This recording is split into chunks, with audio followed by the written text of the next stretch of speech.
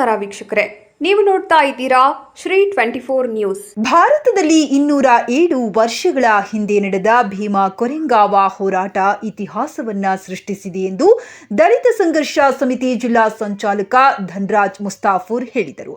ತಾಲೂಕಿನ ವಡಂಗಾವ್ ಬೋರ್ಗಿ ಗ್ರಾಮದ ವತಿಯಿಂದ ಬುಧವಾರ ಮುಂಜಾನೆ ನಡೆದ ಭೀಮಾ ಕೊರೆಂಗಾವ್ ವಿಜಯೋತ್ಸವಕ್ಕೆ ಚಾಲನೆ ನೀಡಿ ಅವರು ಮಾತನಾಡಿದರು.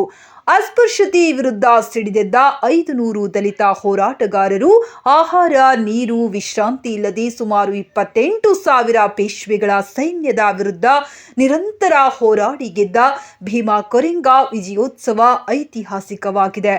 ಡಾಕ್ಟರ್ ಬಿಆರ್ ಅಂಬೇಡ್ಕರ್ ಅವರು ಭೀಮಾ ಕೊರೆಂಗಾವ್ ಯುದ್ಧವನ್ನ ದೇಶಕ್ಕೆ ಪರಿಚಯಿಸಿದರು ಎಂದು ಹೇಳಿದರು.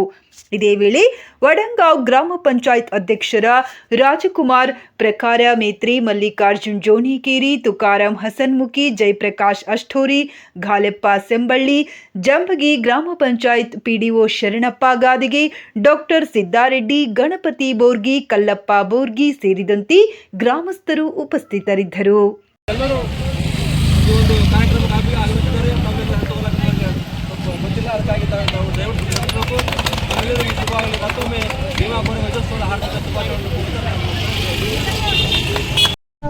ವೀಕ್ಷಕರೇ, ಈ ವಿಡಿಯೋ ನಿಮಗೆ ಇಷ್ಟ ಆಗಿದ್ರೆ ಈ ಕೂಡಲೇ ಸಬ್ಸ್ಕ್ರೈಬ್, ಕಮೆಂಟ್, ಲೈಕ್ ಮಾಡಿ ಹೊಸ ವಿಡಿಯೋಗಳನ್ನು ಮಾಡಲು ಬೆಂಬಲವನ್ನು ನೀಡಿ.